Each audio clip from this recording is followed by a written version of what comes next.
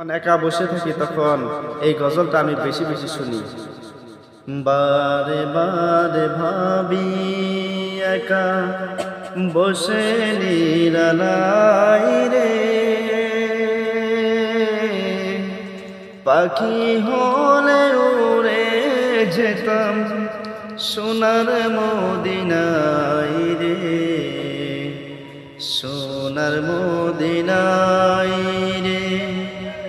বুলবুলিরা কথা শোনো, ওরে যাও কোথায় রে,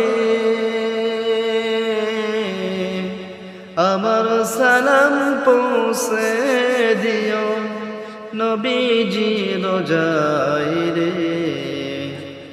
নবীজি রোজায় রে।